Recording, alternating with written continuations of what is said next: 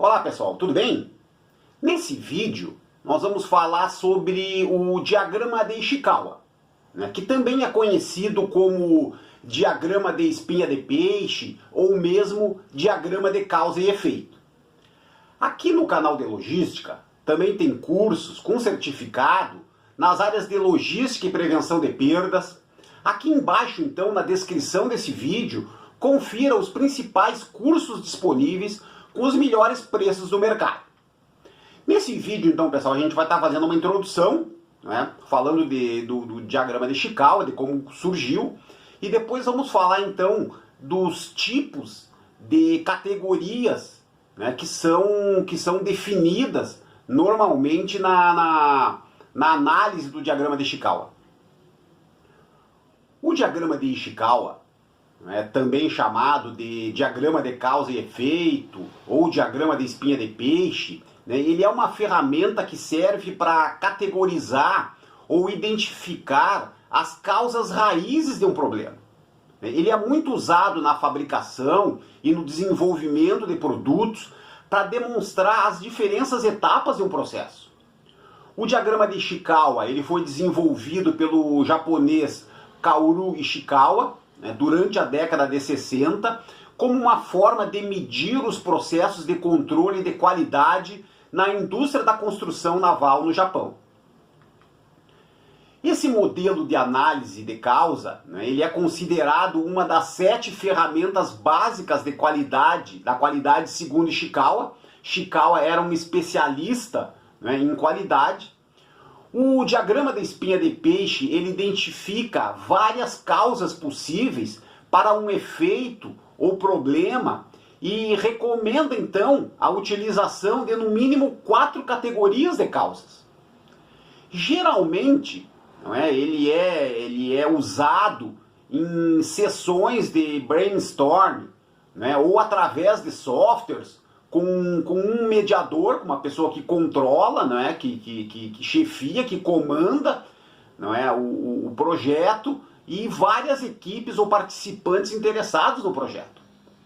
Na prática, o diagrama ele se assemelha a um esqueleto de peixe, onde a cabeça é o efeito ou o problema em si. Então, partindo da cabeça, segue uma linha reta, como a gente vê aí na figura, como se fosse a espinha dorsal. E a partir dessa linha surgem as costelas, que são as categorias de causas definidas para aquele problema. E a partir daí são listadas as causas potenciais de cada categoria. Quais são as vantagens, então, pessoal, do uso do diagrama? O primeiro grande benefício é o fato de ser uma ferramenta visual, de fácil compreensão e análise. Essa ferramenta ela influencia todos os colaboradores envolvidos no processo a se comprometerem com as soluções identificadas e os resultados a serem alcançados. Ajuda também a encontrar a causa raiz do problema. Ele também é utilizado como ferramenta estatística para controle da qualidade total. Prioriza então a análise mais detalhada, auxiliando na tomada de decisões mais eficazes, e possui um uso genérico e uma estrutura bem flexível, sendo aplicável em problemas de diversas naturezas. E quais são então as categorias, pessoal, que são aquelas costelas ali do peixe, como a gente identificou, na realidade não tem um número exato de categorias, a gente vai destacar aqui 6 categorias, pode ser menos que 6, muita gente utiliza 4 categorias, como pode ser mais também, em situações mais complexas pode utilizar até 8, 10 categorias. A gente vai destacar as mais usadas aqui, que é o método, a mão de obra, o material, a medida, o meio ambiente e a máquina. Ok? Vamos falar de cada uma delas então. Então, a primeira categoria, vamos falar sobre o método. No caso do método, a equipe ela vai alencar todas as causas em potencial que se relacionam com a forma de trabalho, né? Ou seja, quais as técnicas e métodos que estão sendo utilizados pelas equipes, quais regras usadas para realizar o processo, né? E como os colaboradores conduzem a execução do processo.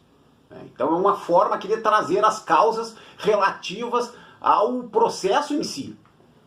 Em relação à mão de obra, né? Na análise da mão de obra, né, o objetivo é identificar causas relacionadas às habilidades dos colaboradores, a forma como a equipe está alocada e se a quantidade de pessoas está de acordo com a necessidade das tarefas.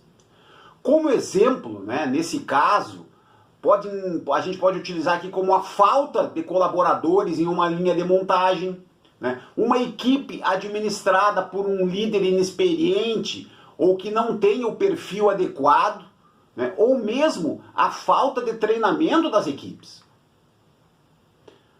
Uma terceira categoria são os materiais. Então, quando a gente fala em material, estamos nos referindo aos insumos utilizados durante os processos e que podem ter um papel importante, né, para gerar, né, o efeito analisado.